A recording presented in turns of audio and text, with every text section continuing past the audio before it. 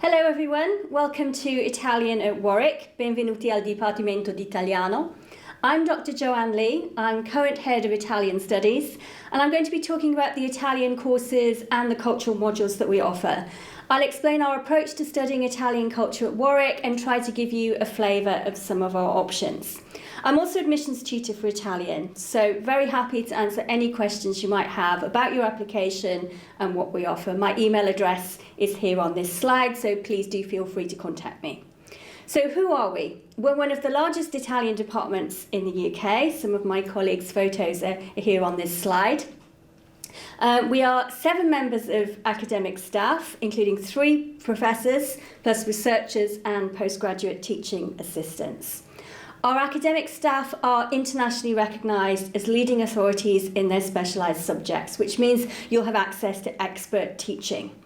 It also means that we can offer a broad curriculum, which includes literature from the medieval period to the present day, history and politics from the Renaissance to the 21st century, visual culture, so art and film, and translation studies. And we're really pleased that our Italian courses scored 96.6% for overall satisfaction in the 2021 National Student Survey. So that really shows the importance that we place on providing you with excellent teaching. Our students come from varied backgrounds. Around 60 to 70% of them are complete beginners in Italian. Some have A-level and others might be what we call heritage students, so students who have perhaps parents or grandparents who are Italian.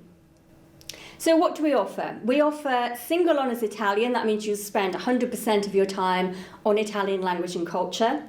We offer joint degree combinations, so 50-50, 50% Italian alongside another subject. That could be another language, or it could be English, history, economics, theatre, classics, history of art, politics, or Italian with film as a minor subject.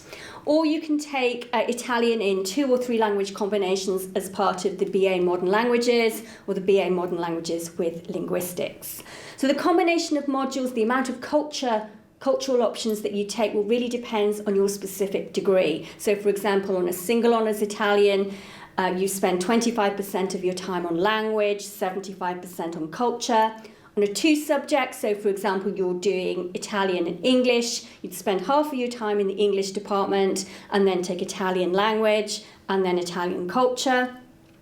And for example, on a 3-language degree, you take your 3 languages and then you choose a cultural module normally from your main language of study. Please do get in touch or attend one of our question and answer online sessions if you want us to explain more about your specific chosen degree. But it's important to note that you can take any of our Italian courses, whether single honours or a joint degree, even if you're a complete beginner in Italian, as long as you've got an A-level or equivalent in another language. So as a beginner, you can still access all our modules. All the material for first year culture module is also available in translation, and then over your degree you gradually build your skills so you can read books, watch films, read the news in the original language. So why study Italian culture alongside language? We see language and culture as inseparable, and I'm going to give you some examples of that in a minute. But what I mean is that language doesn't exist in a vacuum or in a bubble. It exists in a cultural, social and political context. What makes studying language at university different from learning language, for example, for tourist purposes, is the depth and range of cultural understanding and intercultural skills that you'll achieve. That means you'll move, translate, mediate, not just between languages, but also between cultures. Of course, Italy has an incredibly rich cultural heritage. A US news report rates Italy as #1 in the world for cultural influence. Italian culture has shaped the world from ancient Rome through the European Renaissance to its status today as a centre of contemporary style and innovation. Culture means different things, and we offer such a variety that you're bound to find something that interests you. So there's literary culture, novels, poems, short stories, plays, travel writing, journalism, advertising, film, painting, architecture, and history, politics, and society. So some examples of how language and culture are interrelated and how understanding Both of these gives you a deeper understanding and appreciation. If you pick up any travel guide or newspaper article on Italy, you're likely to come across the following rather persistent phrases, which have become cliches of Italy. The first is il bel paese, or beautiful country, and the other is la dolce vita, the sweet life. Where do these terms come from, and what do they mean? Il bel paese simply means beautiful country. It's a term that's often used to depict Italy as a romanticized and idyllic place. The term was used by Dante in reference to Pisa, and also by the 14th century poet Petrarch. Il bel paese che l'Appennin parte, il mare circonda e le Alpi. So that fair country, the Apennines divide, and Alps and sea surround. Of course, Italy wasn't a unified nation state at that point. That didn't happen until 1861. But even then, most Italians knew very little about their own country beyond their own specific region. Shortly after unification, the phrase is used in the title of an 1876 book by the priest, geologist and naturalist Antonio Stoppani, and the book is called Il Bel Paese. Stoppani's mission was to help Italians learn about their own country. Conosci te stesso, he said, learn about yourself. He focuses on the geography, the geology, the natural features of Italy, aiming to establish a form of national consciousness amongst the Italian people. The book, therefore, was an important part of building the new nation. It went on to become a bestseller and was later adopted as a textbook in schools. Il Bel Paese also became the name of a cheese, named after the book, which once upon a time had Stoppani's face printed on it.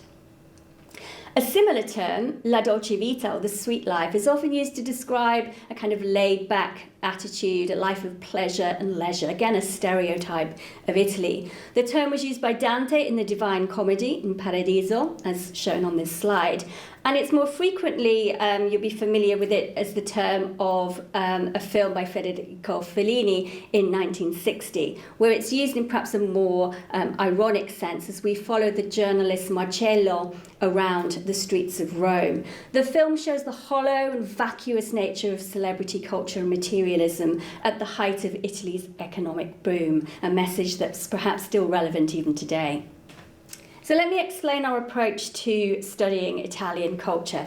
If you look at this map here, you'll notice that Italy is right in the centre of the Mediterranean. Its language, its culture has developed over centuries of contact with ancient Greece, the Near East, North Africa, Northern Europe, and later the Americas.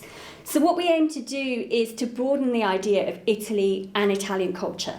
We do this by looking at Italy's relationship with other cultures and by looking at diversity within Italy itself. So the use of dialect, regional and island identities and migrant communities. We also look at Italian communities abroad, so in the US, in South America. And we look at Italy's relationship with Europe and the EU, the legacy of the colonial past in East Africa. And we consider how Italian has influenced global culture. So Italian political thinkers from the Renaissance to the present day has shaped political thought. We consider the impact of Italian culture today. So, for example, how Dante's Inferno has been taken up by contemporary culture from the novels of Dan Brown to various video games.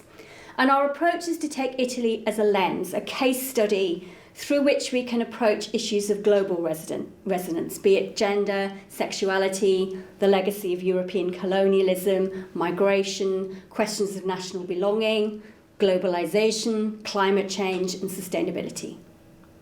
So more specifically, the first year cultural module that we offer in Italian is the history of modern Italy. This is a foundational module. It doesn't presuppose any previous knowledge of Italy. It examines the politics, society, the history of Italy over the last 100 years.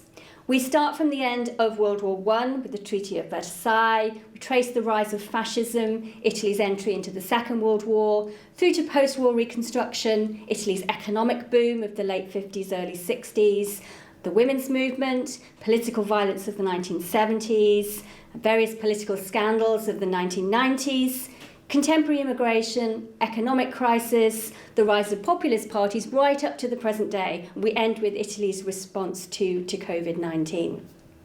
The seminars look at how culture, so poems, novels, film, artworks, engage with these events. And we ask how Italian culture represents and reflects these events, but also how it can shape or even challenge memories of the past. We aim to give you a much better understanding of Italy so that you can go on to study modules in future years of study, but also for your year abroad, so you have a better understanding of the culture and society that you'll be living in. After your first year, you'll get to choose between different modules. The options change and we refresh the modules frequently, but you can see a list of some of the modules that we currently offer on screen here. Introducing Dante's Hell will introduce you to the main figures and themes of Dante's Inferno, literally taking you through hell and back. The seminars will also look at some of the many reconfigurations of Dante's Inferno in literature, film, comic books, theatre, video games and TV series. Transnational Stories in Italy, a module that I teach, looks at questions of mobility, migration and identity through the works of writers with connections beyond the borders of Italy, so sometimes migrants or children of migrants to Italy. And Modern Italian Culture in Dialogue with Europe studies how Italian intellectuals in the 20th century were in constant dialogue with other European cultures, particularly French culture. For assessment then, we use a mixture of traditional essays alongside more creative forms of assessment. We still think essays are important for basic skills of communicating, presenting your ideas logically, developing an argument, summarising and analysing, all important skills for future careers. But also, we offer assessments which are more obviously linked to employment. So, for example, Transnational Stories, you'll be asked to write a policy document relating to an area of cultural policy. That could be a policy on, say, gender, race or disability for a business, a policy on naming of streets, the use of monuments and statues for a local government, or a policy on accessibility for a museum. Choice is yours.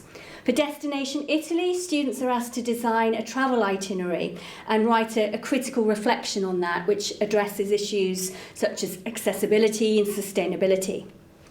For With and Beyond Books, a module on Italian publishing, you'll design a new edition of a book, including a cover and an introduction using publishing software that we'll give you training on. These authentic forms of assessment develop skills which might relate to careers in the civil service, journalism, marketing, communications, the museum and heritage industries, advertising, publishing, or the travel industry. Of course, our students go into a whole range of careers beyond just these. So hopefully that's given you a sense of some of the fascinating topics that you can study as part of a languages or Italian degree. Please get in touch with me if you've got any questions. Please follow us on social media, on Instagram or Twitter too. Hope to meet you at one of our live chats or our open day taster sessions, or even to see you in person here at Warwick in the future. Thank you, grazie and goodbye.